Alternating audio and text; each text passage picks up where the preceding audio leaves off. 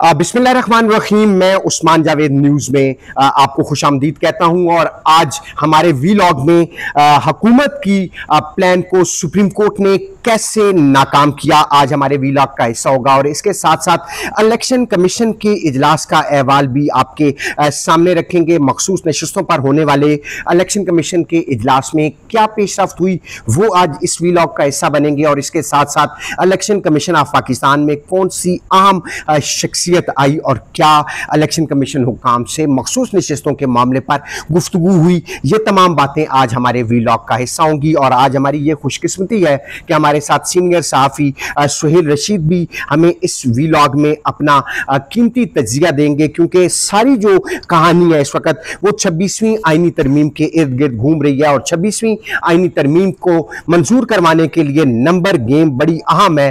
अरकाने कौमी असम्बली और senators vote डालकर इस तरमीम को मंजूर करेंगे और इस तरमीम की मंजूरी के लिए 2/3 अक्सरियत हुकूमत के पास होना जरूरी है। इसीलिए हुकूमत एक तरफ मौलाना फजलुर रहमान को इंगेज कर रही है और दूसरा इलेक्शन कमीशन के जरिए वो अपना मंसूबा जो है वो हल करना चाह रही है और मतलूबा अरकान की हमायत हासिल करने के लिए मखसूस नशिस्तों का जो मामला है वो हल करना चाह रही है। सबसे पहले तो सुहेल रशीद साहब, आपके वक्त का बहुत शुक्रिया।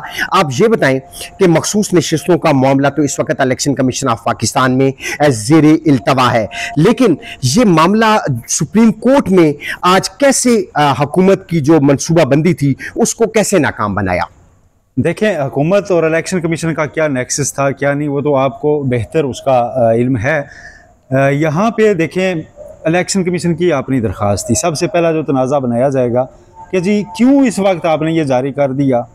अब जो लोग कहा करते थे जी कि ये चीज़ों की टाइमिंग को क्वेश्चन न करें, आज वो सबसे पहले टाइमिंग को क्वेश्चन करेंगे कि जी इस टाइम क्यों वजाहत आई, फैसला दे चुके हैं तो क्यों वजाहत आई।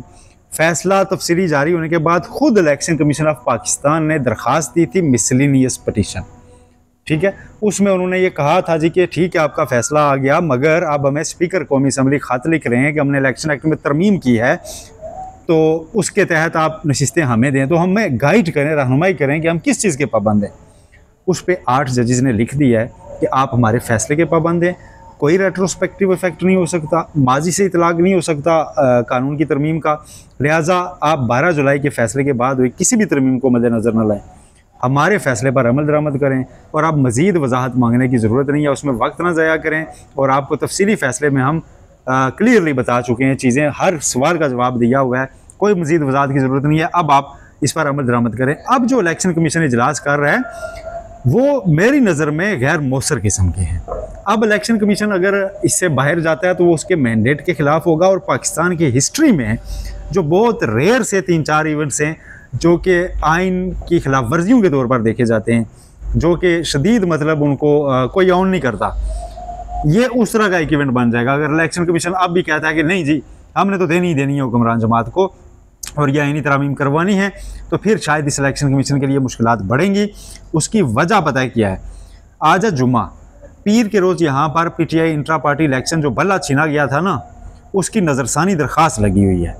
उसमें पीटीआई मुसलसल कह रही है जी कि इस फैसले की बुनियाद पर हमें टारगेट किया गया, हमें पार्लिमानी जमात नहीं माना गया। और चीफ जस्टिस काजी फायज़ ईसा ने पहली रिव्यू की जो समाअत हुई उस पर भी वाजे किया कि ये सिर्फ इंट्रा पार्टी इंतखाबात का तनाज़ा था, इसका किसी और चीज़ से कोई ताल्लुक नहीं और इसकी गलत तशरीह की गई। अब इलेक्शन कमीशन जो वजीदा हमने गलत तशरीह नहीं की तो ये मंडे को चीफ जस्टिस के सामने खुल जाएगा मामला। चीफ जस्टिस उन 11 जजेस में शामिल हैं खुद, पहले तो उन 3 जजेस में जिन्होंने वो बल्ले का फैसला दिया था, फिर उन 11 जजेस हाई कोर्ट के फैसले के खिलाफ, फिर उन 11 जजेस में भी हैं जिन्होंने कहा है कि पीटीआई को आपने पार्टी मानना है, इसको पार्लिमानी पार्टी कंसीडर कर रहे हैं 8 फरवरी के इलेक्शन के बाद। तो इलेक्शन कमीशन का मौकफ तो चीफ जस्टिस काजी फायज़ अभी बाय नहीं कर रहे प्रैक्टिकली। तो इसके बावजूद अगर इलेक्शन कमीशन कहता है नहीं हमने ही ठीक किया है सारा, और सुप्रीम कोर्ट जो कह रही है वो नहीं है, ये एक चीज़ याद रखिए, लोग 8 जजेस कहते हैं, मेरी नज़र में ये 11 जजेस का फैसला जिसकी खिलाफ वर्जी इलेक्शन कमीशन कर रहा है कि पीटीआई को पार्लिमानी पार्टी नहीं मानना। तो ये मुश्किल पड़ जाएगी इलेक्शन कमीशन के लिए शायद ये, और नज़रसानी केस में वो फरीक भी हैं और मंडे को वो खड़े होंगे इस कोर्ट के सामने। और हम अपने नाजरीन को साथ ये बता दें कि आज सुप्रीम कोर्ट के एक तो तफसीली फैसला आया, उससे पहले आज इलेक्शन कमीशन में मखसूस नशिस्तें देने से मुतल्लिक अहम इजलास हुआ और अहम इजलास में कानूनी टीम की जानिब से जो इलेक्शन कमीशन ऑफ पाकिस्तान की कानूनी टीम है, उन्होंने कमीशन को ये राय दी कि स्पीकर कौमी असम्बली के खतूत पर होने वाले ये इजलास में ये कहा गया कि अब इलेक्शन एक्ट में तरमीम हो चुकी है और अब इलेक्शन कमीशन सिर्फ और सिर्फ जो इलेक्शन एक्ट में तरमीम होने के बाद पार्लियामेंट का जो तरमीम शुदा एक्ट है उसको सामने रखते हुए जो मखसूस नशिस्तें हैं उनका नोटिफिकेशन बहाल करते हुए जो पहले जिस तरह इसकी तकसीम की गई थी वैसे ही करे। और सुप्रीम कोर्ट के फैसले का उन्होंने हवाला दिया कि इलेक्शन एक्ट में तरमीम के बाद अब सुप्रीम कोर्ट का जो फैसला है वो गैर मौसर हो चुका है। और जो स्पीकर कौमी असम्बली ने 2 खतूत लिखे और 2 खतूत में उन्होंने कहा कि हाउस इनकम्प्लीट है और इस हाउस को मुकम्मल करने के लिए इलेक्शन कमीशन के पास ये मामला ज़ेरे इल्तवा है और इलेक्शन कमीशन इस मामले का जल्द अज जल्द फैसला करे। और आज हमें ज़राए ये बता रहे थे और मुसद्दका ज़राए हमें ये बता रहे थे कि इलेक्शन कमीशन की जानिब से आज मखसूस नशिस्तों का जो अरकान मुअत्तल हुए थे सुप्रीम कोर्ट के फैसले के बाद उनको बहाल करने का नोटिफिकेशन जारी करना था। लेकिन जैसे ही ये खबरें मीडिया की जीनत बनी और हमने जब इलेक्शन कमीशन में बैठकर ये खबर ब्रेक की कि सुप्रीम कोर्ट के फैसला मुअस्सर नहीं रहता, ये कानूनी टीम ने आज के इजलास को ब्रीफिंग दी है, तो उसके बाद सुप्रीम कोर्ट हरकत में आई और सुप्रीम कोर्ट ने जो इलेक्शन कमीशन ने इबहाम से मुतल्लिक एक और दोबारा दरख्वास्त दी थी कि एक तरफ स्पीकर का खत है और दूसरी तरफ सुप्रीम कोर्ट का फैसला है, तो हमें आगाह किया जाए कि हम किस फैसले पर अमल दरामद करें। उस हवाले से जो एक शॉर्ट आर्डर आप इसको कह सकते हैं ये आया है और अभी तक उस केस पर दोबारा जो समात है वो होनी है और उसमें जो पेशरफ्त होगी वो तो हम आपको साथ साथ बताते रहेंगे। और दूसरा मैं आपसे बात कर रहा था कि आज कौन सी अहम शख्सियत कमीशन के पास आई।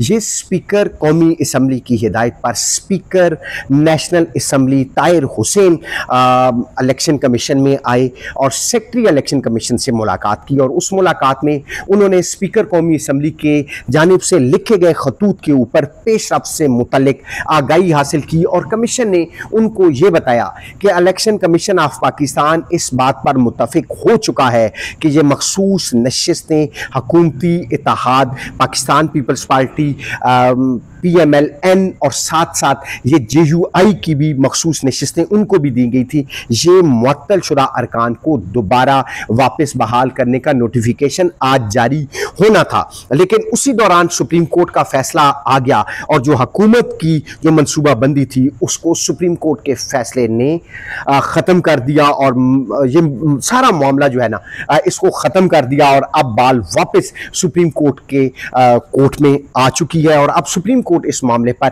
मजीद फैसला करेगा और कहा कि सिर्फ और जो 12 जुलाई का फैसला है उस पर ही इलेक्शन कमीशन अमल करने का पाबंद है। और वो फैसला ये था कि ये जो मखसूस नशिस्तें हैं ये पाकिस्तान तहरीक इंसाफ की बनती हैं और उनको ये दी जाए। ये 78 मजमूई तौर पर मखसूस नशिस्तें हैं, 55 सूबाई असम्बली और 23 कौमी असम्बली की नशिस्तें थीं जो पाकिस्तान तहरीक इंसाफ को वापस देने के मुतल्लिक अहकामात जारी हुए थे। सोहेल रशीद साहब, अब जो मुलाकातें हुई हैं इलेक्शन कमीशन की जो उम्मीदें हैं और हुकूमती उम्मीदों पे तो पानी फिर गया, अब क्या होगा? पानी फिर गया, लेकिन हुकूमत देखें कर क्या रही है।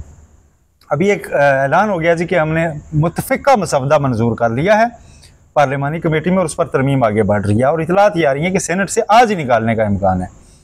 दूसरी तरफ मौलाना साहब कह रहे हैं जी कि अभी तो हम हैं नहीं। PTI के अहमद डोगर को कोर्ट कर दिया गया, इनकी मौजूदगी में मुतफ़िका मंजूरी हुई है। उनका वीडियो बयान आ गया है कि भाई मैंने तो किसी चीज़ की मंजूरी नहीं दी, ये क्या है। तो ऐसे कंट्रोवर्शियल अंदाज में आगे बढ़ा जा रहा है। दूसरी बात यह है कि ये मामला अल्टीमेटली दोबारा सुप्रीम कोर्ट में आएगा ही आएगा। ये इस तरह अगर तरमीम ये इस स्पीड से जिससे कर रहे हैं ना, ये करने वाली जमात को भी पता है कि ये तरमीम का तरीका नहीं है। पीपल्स पार्टी के अपने रजा रब्बानी साहब ने आज दिन को प्रेस स्टेटमेंट जारी किया है कि ये तरीका नहीं है और ये डस्टबिन में जाएगी हिस्ट्री में, ये तरमीम इसका। और ये जो मुतफ़िका आईने पाकिस्तान है उस पूरे आईने पाकिस्तान को मुतनाज़ा बनाने की कोशिश है। उन्होंने तो यहाँ तक कहा है। तो जब ये चीज़ें चल रही हैं तो इनके चलते ये अब जो भी इलेक्शन कमीशन या गवर्नमेंट करने जा रहे हैं उससे कुछ फ़र्क नहीं पड़ने वाला। अब ये सेनेट से अगर आज जो इन्होंने कोई वोट की इस्तेला पूरा किया है और इसको अगर निकाल लेते हैं तो फिर ये कौमी असम्बली में कल मैच फंसेगा और फिर ये अब जब वजाहत आ गई है तो अब मखसूस नशिस्तें तो नहीं मिल सकती उनको, अगर मिलेंगी तो वो तो मज़ीद कंट्रोवर्शियल और फिर तरामीम की हैसियत बाकी सच नहीं रहेगी कानूनी राय में।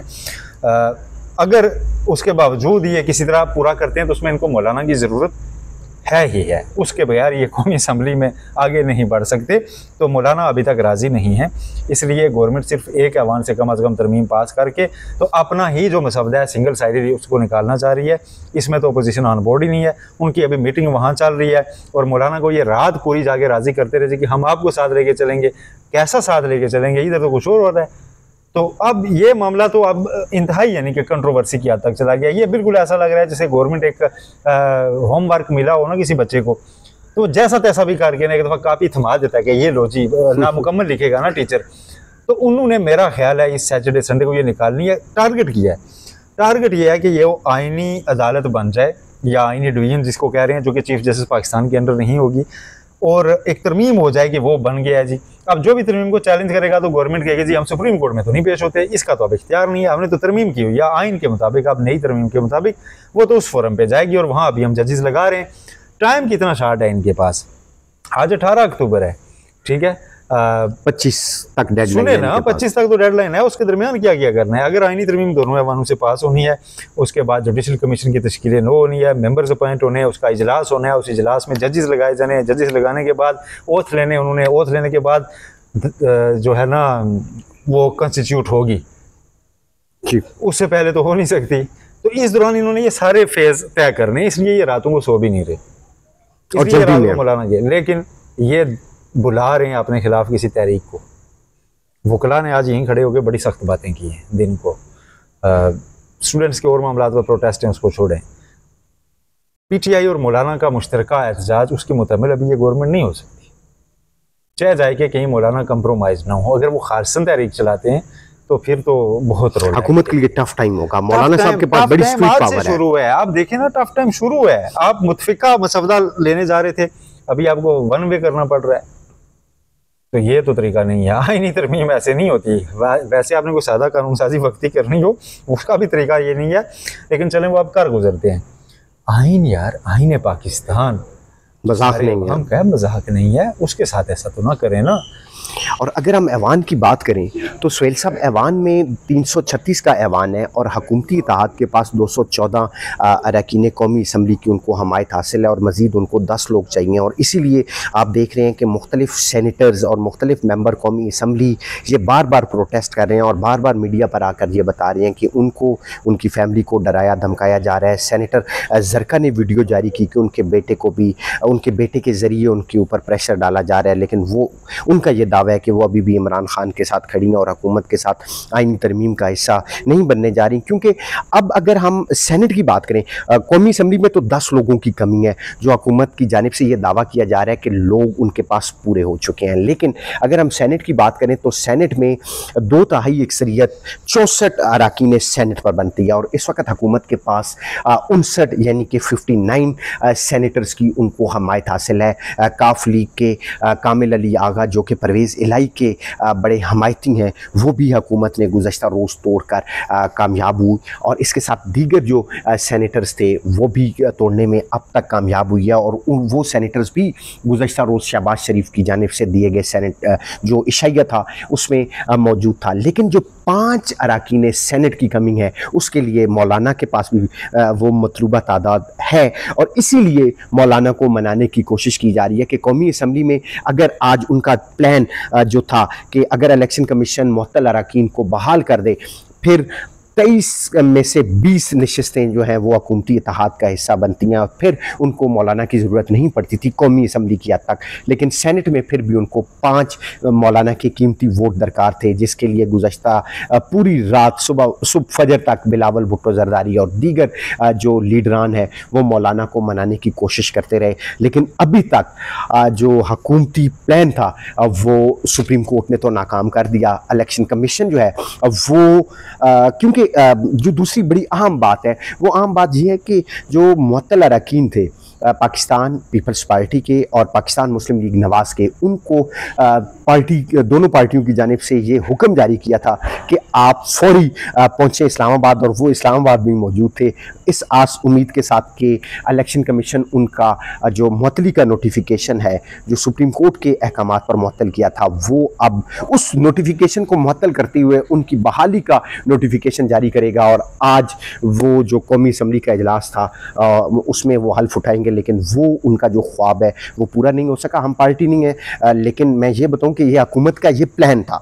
मैं हुकूमत के प्लान को डिफ़ाइन कर रहा हूँ, मेरी ज़ाती इसमें कोई ख्वाहिश पसंद या नापसंद नहीं है, लेकिन हमारी जो ज़राए से बात हुई थी, ज़राए ने हमें ये बताया था और उन अरकान ने भी हमें बताया था कि हुकूमत ये चाह रही है कि आज ही उनका हल्फ होकर और वो जो कौमी असम्बली में ताकि नंबर गेम शो की जाए, और फिर मौलाना के ऊपर ये प्रेशर डालने की कोशिश कर रहे थे कि हमने कौमी असम्बली तो मैनेज कर लिया है, अब सेनेट में भी हमने लोगों को मैनेज कर लिया है, आप हमारे साथ अगर आते हैं तो फिर हम आपको इसका जो है नवाजने की भी कोशिश करेंगे और आपको इसका शेयर देंगे। लेकिन अब ये मंसूबा नाकाम हुआ है और इस वक्त मौलाना साहब जो हैं वो कामयाब दिखाई दे रहे हैं। पाकिस्तान तहरीक इंसाफ भी इस वक्त खासी पुरुम्मीद नज़र आ रही है कि सुप्रीम कोर्ट से उनको इंसाफ मिलेगा। सुहेल रशीद साहब, आप वाइंड अप क्या करेंगे और अपने क्या कलामात इसमें ऐड करेंगे? एक भयानक जंग छिड़ रही है, ये जानबूझकर इदारों का टकराव किया जा रहा है। ये मौजूदा गवर्नमेंट जो है अपनी गर्दन बचाने के लिए पार्लियामेंट की गर्दन सुप्रीम कोर्ट की छुरी के नीचे बार बार फेंक रही है। ये कोई अच्छी रवश नहीं है, कोई ज़रूरत नहीं है इन तरामीम की इस वक्त 25 से पहले। जस्टिस मंसूर अली शाह का ट्रैक रिकॉर्ड बतौर जज बहुत साफ शफाफ है, कभी किसी के काम में मदाखलत नहीं की, कभी किसी ऐवान के कानून को इस तरह उन्होंने नहीं किया। आप उनके नाम का एक खौफ फैलाकर बिला वजह की एक जंग मोड़ रहे हैं। और जितना फ़ायदा जस्टिस मंसूर अली शाह के फैसलों को जितना सेलिब्रेट नून लीग ने किया हुआ है, पीटीआई तो हमेशा क्रिटिसाइज़ करती थी। लाहौर हाई कोर्ट का इनके दौर में क्या नाम होता था मैं दोहरा नहीं सकता पीटीआई की नज़र में। ऐसे की तो एक मुस्लिम लीग नून को गलत मशवरा, गलत सलाह है किसी की जिस पर वो डटे हुए हैं। अब भी वक्त है, अब भी वक्त है। और मैं आपको बताऊं कि सुप्रीम कोर्ट के अंदर हालात मज़ीद भी बदल सकते हैं। अगर ज़बरदस्ती तरामीम का रास्ता जारी रहा तो सो मोटो पावर्स अभी सुप्रीम कोर्ट के पास हैं। जजेस चीफ जस्टिस को लिख सकते हैं, कुछ भी हो सकता है।